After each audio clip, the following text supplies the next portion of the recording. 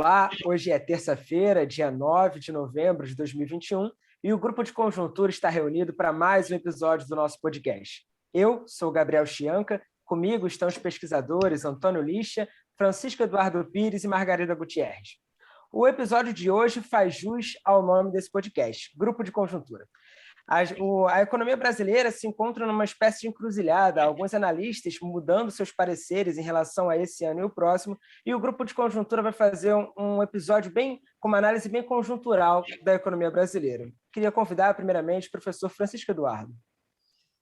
Pois é, Gabriel falou aqui de uma encruzilhada, né? A gente está no momento em que a gente pode ir para um lado ou para o outro, e na verdade, o ambiente está assim, bastante turvo, e também polarizado no debate, né?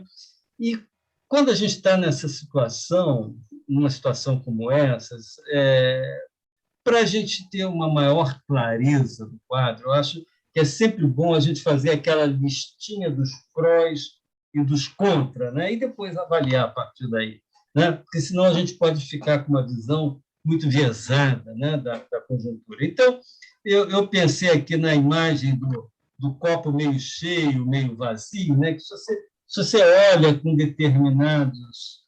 determinados óculos para essa conjuntura, né? Óculos pessimistas, você vai ver o copo meio vazio. Se você olha com óculos mais otimistas, etc., você vai ver um copo meio cheio na economia.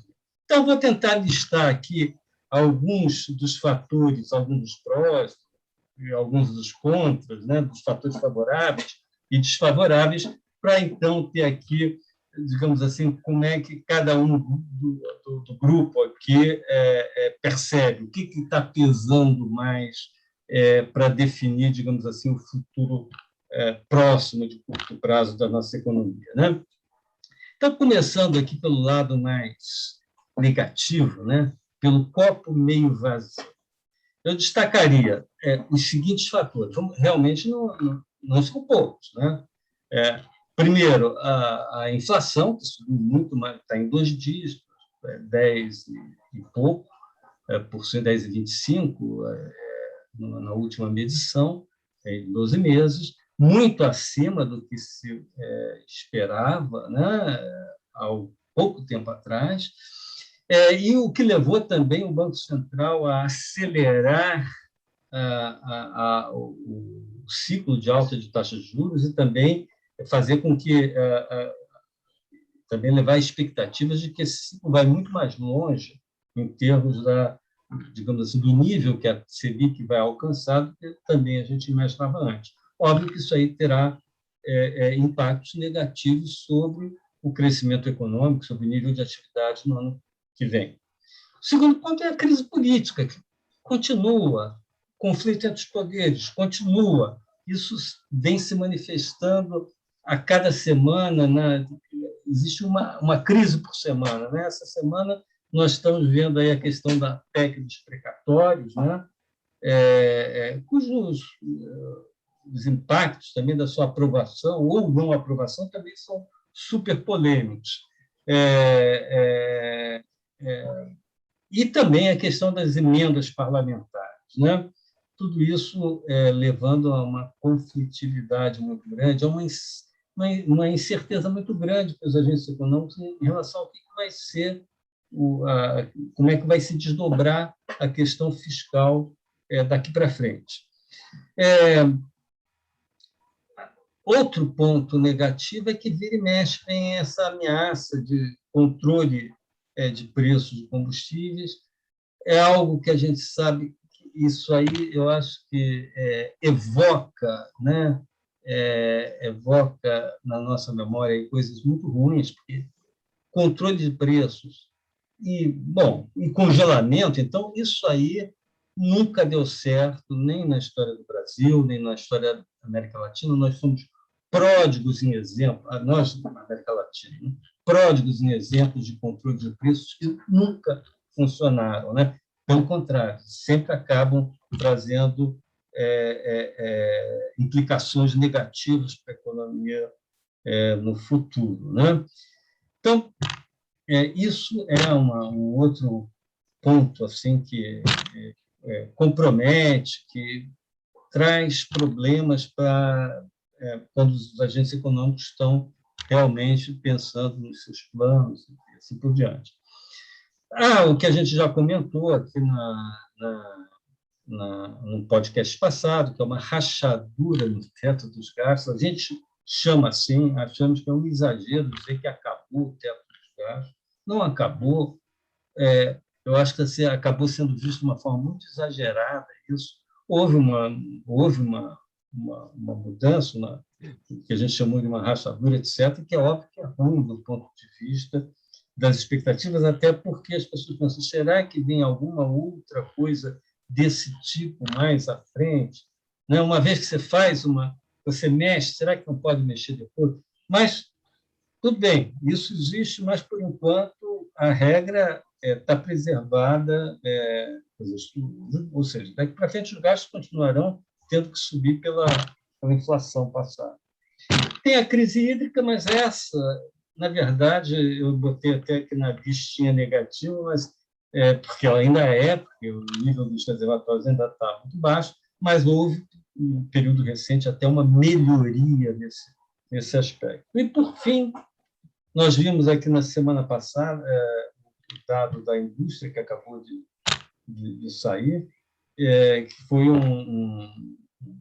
mais um decréscimo, um pequeno decréscimo, mas mais um, e tem mostrado que a indústria, depois de ter tido uma reação, uma volta muito, muito importante depois do final da pandemia, um retorno ao nível de atividades até um pouco acima do que a pandemia, depois ela parou e está tendo até alguma queda, né? Então ela está travada aí por vários problemas, mas principalmente problemas de falta de componentes, de insumos, principalmente importados. Aí tem todo o problema das cadeias de fornecimento global, etc., que vem afetando a indústria brasileira e mais alguns outros fatores. Mas isso aí a gente vai deixar para analisar em um podcast posterior, né? Mas então, a gente olhando essa listinha aí de fatores que eu mencionei, não faltam problemas para a economia. Mas, se a gente olhar por outro lado, a gente pode ver também fatores positivos. Por exemplo, no que se refere ao emprego, né, que é uma das grandes preocupações da pandemia, jogou o emprego lá embaixo, né, fez uma destruição enorme de postos de trabalho, e, neste ano, já foram criados mais de 2 milhões de empregos formais, o que não é brincadeira, é muita coisa. Mas, isso aí olhando os dados do CAGED. Quando a gente olha os dados da PNAD, também a gente vê um quadro bastante favorável. Houve um momento em que CAGED e PNAD pareciam dar informações contraditórias. Agora, a PNAD também está mostrando um quadro bastante favorável. Vou dar aqui uma informação que eu acho que é muito contundente, uma informação única. É que no pior momento, que foi do emprego na pandemia, que foi em julho do ano passado, nós tínhamos perdido 12 milhões de ocupações. Esse número foi se reduzindo e já se recuperaram desses 12 milhões, já se recuperaram quase que 9 milhões, até julho desse ano. Então, em um ano, você recuperou 9 milhões de ocupações perdidas. 75% das ocupações perdidas já foram recuperadas. Isso não é detalhe, isso é uma coisa muito importante. E com o crescimento do setor serviços, que vem ocorrendo, muito provavelmente, hoje a gente já está com uma recuperação bem maior do emprego, né? Isso talvez seja uma das melhores notícias que se tem. Então, e agora, nessa fase atual, nesse segundo semestre, essa recuperação do emprego está sendo impulsionada em grande medida pelo setor de serviços, né? Que está voltando, inclusive, pela terceira boa notícia, né? Terceiro fator positivo, que é o declínio forte da Covid no Brasil, né? A gente não pode falar sobre o futuro, tantas vezes já fomos pegos de surpresa por isso. Mas é que agora tem um fator muito poderoso por trás desse declínio, que foi o avanço da vacinação. Né? A gente já está chegando nos 75% da população vacinada com a primeira dose. Então, no rastro disso aí, os números da epidemia vêm caindo bastante acentuadamente. Hoje a gente está com menos de 300 mortes na média móvel diária. Óbvio que isso não é muito, mas é menos de 1/10 do que a gente já teve em abril. E já é menos também por habitante do que está sendo observado no Reino Unido, na Alemanha e em inúmeros outros países. Né? Então, essa melhoria na Covid ajuda o setor serviços, né? O fator anterior que a gente falou. Isso vai ajudando a flexibilizar e vai, obviamente, ajudando na retomada da economia. Ainda, dois fatores que tendem a aumentar a produtividade da economia, aí já pensando um pouco mais no longo prazo. De um lado, houve um aumento de produtividade muito grande associado ao próprio setor serviços, que a gente estava falando aqui. O setor serviços começou a crescer antes de vir agora os restaurantes. Houve um crescimento importante do setor serviços, que a gente já comentou aqui, associado à tecnologia da informação, serviços de informática, etc., e são novidades, coisas que estão acontecendo, são processos novos de produção, de distribuição, de consumo, etc., que estão promovendo um aumento de produtividade na economia. Isso não é só no Brasil, isso está acontecendo também em outros países, obviamente, mas, enfim, é bom para todo mundo, né? Inclusive para nós aqui no Brasil. Há também, a gente não pode deixar de ter em consideração que estão ocorrendo vários leilões na área de infraestrutura, o mais recente deles esse do 5G, né? E tudo isso tende a ajudar em termos de investimento e de produtividade. Bom, fiz aqui um balanço, tentei ser o mais imparcial possível, né? Olhando pontos positivos e negativos, e cabe a cada um fazer o seu julgamento e pensar, não, eu acho que enfim, que vai predominar mais, digamos assim, os aspectos negativos positivos, ou o contrário. Eu queria ouvir agora aqui do nosso grupo como é que cada um aqui vê esse balanço de fatores positivos e negativos que hoje incidem sobre a economia brasileira. Francisco, você colocou uma economia, traduzindo de uma outra maneira, que ela tem, na verdade, ela parece que mostra duas realidades diferentes, né? De um lado, você tem todo um conjunto de atividades mais ligadas à precificação de risco, né? Que lida com juro, que determina câmbio e tal, e esses indicadores, Risco Brasil, tudo isso, esses indicadores são muito ruins. São indicadores de confiança financeiros, que eles são importantes balizadores, né, da economia real, porque eles são referência, ali tem preços macroeconômicos sendo o tempo todo determinados, como juro, câmbio, que são preços fundamentais para as empresas se moverem e tomarem suas decisões de produção, de investimento, etc. Mas você, por outro lado, tem uma economia, olhando a economia real propriamente dita, que tem aí forças propulsoras muito fortes, que elas têm se manifestado. Então, a geração de emprego é um fator importantíssimo, né, que está por trás. Agora, é uma economia, essa economia real, formada pelas empresas, que há muitos anos ela não vem fazendo atualizações tecnológicas dos seus parques produtivos, e a pandemia, em certo sentido, forçou parte desse processo, né? Toda a parte de tecnologia da informação, de comunicação, uso de plataformas, né? Mudanças de processo para fazer o produto chegar na casa do consumidor, tudo isso revolucionou muito bases técnicas, bases produtivas. E, claro, é uma mola propulsora que está aí, porque uma vez que você inicia esse processo, é um processo que tem lá o seu próprio desenrolar, o seu desenvolvimento, né? Então, isso é uma coisa muito interessante que a gente está vendo, são molas propulsoras, né? Por outro lado, toda essa parte de infraestrutura, em particular, saneamento, né?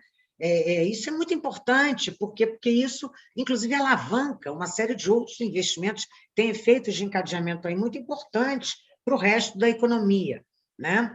Então, fusões, aquisições. Então, de um lado, a gente está vendo precificação de risco, sim, por várias razões, não faltam motivos, mas, por outro lado, forças propulsoras levando para caminhos novos, abrindo caminhos, oportunidades de mercados e de negócios, com muitas fusões, com muitas aquisições, né, acontecendo. Então, isso mostra uma economia se mexendo, né, uma economia se movimentando. Os balanços das empresas muito bons, né, empresas que estão sólidas do ponto de vista das suas condições financeiras, né? Então, isso é um lado bom da economia real, que a gente está vendo. E eu acho que assim, o sintoma mais relevante disso tudo, né, é a geração de emprego. Sem dúvida nenhuma, a geração de emprego formal, acompanhando os dados do CAGED, a gente criou, de janeiro a setembro, mais de 2 milhões de empregos formais. Só para ter uma ideia, em 2019, quando se falava em pandemia de janeiro a setembro, foram criadas 600 mil vagas. Janeiro, setembro deste ano, mais de 2 milhões de novos empregos com carteira. Então, isso também fala muito alto, isso mostra um pouco a efervescência dos negócios e o potencial que a gente tem aí. Quem vai falar mais alto? A gente sabe que se as condições financeiras se deteriorarem de forma mais agressiva, mais intensa, isso pode matar um pouco todo esse ânimo que a gente vê, né? Esse ânimo dos investidores, das empresas, né? No sentido de fazer negócios, claro, porque a gente está falando de preços que não são preços bobinhos, são preços macroeconômicos, juro, câmbio, né? Agora, o que vai prevalecer? A gente não sabe muito bem, por isso é que as perspectivas para o ano que vem podem ser ainda muito incertas. Tem muitas diferenças aí de números que estão sendo colocados de previsões, de estimativas para o PIB, que tanto pode ser uma taxa de crescimento negativa, como uma taxa de crescimento positiva e bem razoável, por essas razões todas que a gente está elencando aqui. A gente não pode esquecer também um ganho institucional que a gente teve, muito importante, que foi a autonomia do Banco Central, né? Isso aí, independentemente do presidente que venha, é uma grande conquista, porque uma inflação baixa é um ativo, né, da sociedade, é um bem público, né? Então, isso também. Então, a gente caminhou em certa direção, né?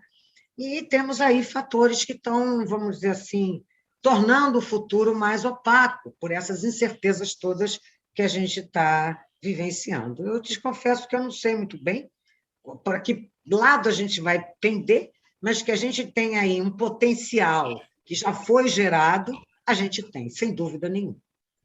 Ok, Margarida. Lixa, na sua percepção, para que lado o pêndulo está indo? Tá. Se a gente for olhar o que tem acontecido nos últimos meses, tá? O pêndulo tem ido mais para um copo mais vazio, não? Ou seja, os condicionantes financeiros têm piorado muito nos últimos meses.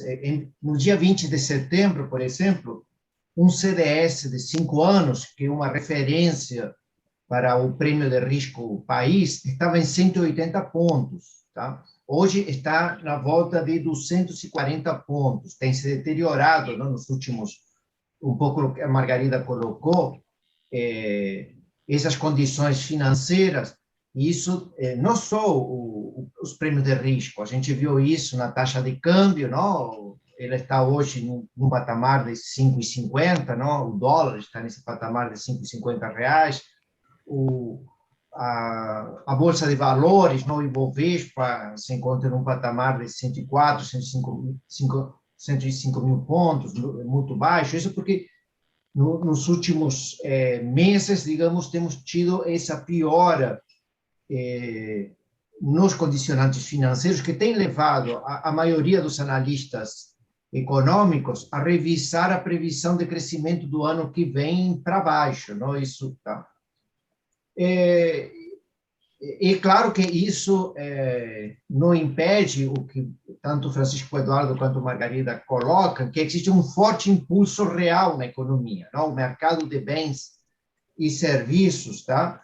Por causa da normalização da epidemia e, em consequência, as distintas cadeias produtivas se normalizam, isso melhora a margem de lucro de aquelas empresas que estavam com alguns problemas, seja pelo lado das suas receitas, seja pelo lado de seus custos, os aumentos de produtividade, os investimentos, os leilões de infraestrutura que foram colocados. Então, tudo isso cria um forte impulso real, que acho que tem sido deixado um pouco de lado nas últimas semanas por causa dessa piora nos condicionantes financeiros, que tem criado tanta turbulência e tanta incerteza nos mercados financeiros que contamina as expectativas que nós temos, tá? Então, só que eu gostaria, então, de destacar um pouquinho mais o que está afetando os condicionantes financeiros, tá? Por um lado, digamos, temos dois grandes temas para os condicionantes financeiros, não? Os dois temas são domésticos, não? Por um lado, tem o tema da inflação, que se vê um problema brasileiro, um problema internacional. A nossa taxa de inflação está em um patamar um pouco mais elevado que em outros países, tá? De qualquer forma, eu sou relativamente otimista. É claro que a inflação tem se tornado muito mais persistente do que a gente esperava, quando ela começou lá no segundo semestre de 2020, não? No começo do segundo semestre de 2020, a gente achava que não ia ser tão persistente, tá? Provavelmente a gente está no pico, agora ela vai cair, temos que ver em que medida ela cai mais rápido, mais lentamente.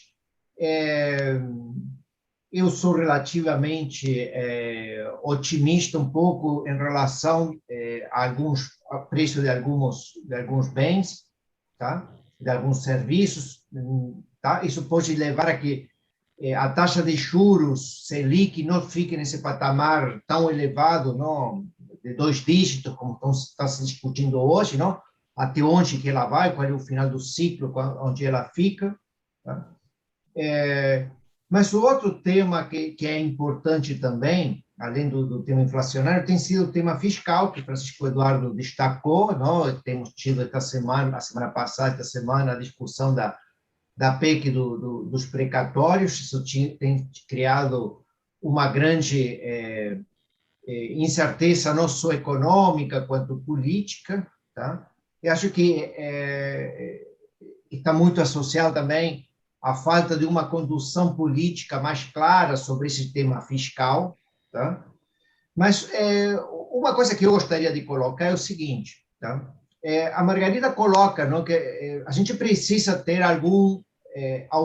continuidade de alguma política social, já que a gente tem mais de 13 milhões de pessoas desempregadas e a gente está no momento de uma inflação que está com 10%, não? Então, o índice de miséria, não? Se a gente somasse desemprego e inflação, está muito alto, a gente precisa de ter essa política social, tá? É claro que a gente não pode contaminar ela com outros temas que aparecem lá, oportunistas, como são as emendas parlamentares ou subsídios que existem para algumas empresas. Seria bom separar esses dois temas, tá? Mas está claro que a gente precisa de política social e que a gente tem que respeitar o teto do gasto, tá? O que a gente busca nesses casos é sempre minimizar perdas ou minimizar custos ou tornar que as perdas sejam as menores possíveis, ou seja, criar mecanismos institucionais que preservem o teto do gasto, tá? E que, por outro lado, permita fazer a política social que precisamos para 2022, tá? A solução achada, que foi a PEC dos precatórios, tem esse problema oportunista de colocar temas lá dentro que, numa condução política do executivo, provavelmente, não, um pouco mais hábil, poderiam ter sido deixados de lado, não? E podem chegar a cair, tá? Mas se você não colocar a PEC dos precatórios, se ela cair, não for aprovada, agora em segunda instância na Câmara de Deputados, depois no Senado. O problema é quais são as alternativas que aparecem, ou seja, o que a gente continua depois da PEC do precatório, se ela não continuar, tá?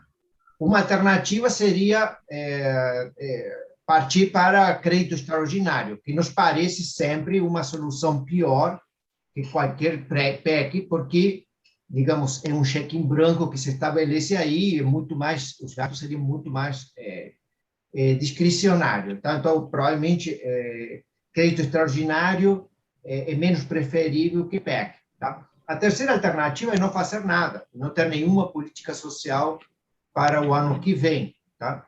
O que também nos parece uma alternativa menos desejável que a PEC dos precatórios, tá?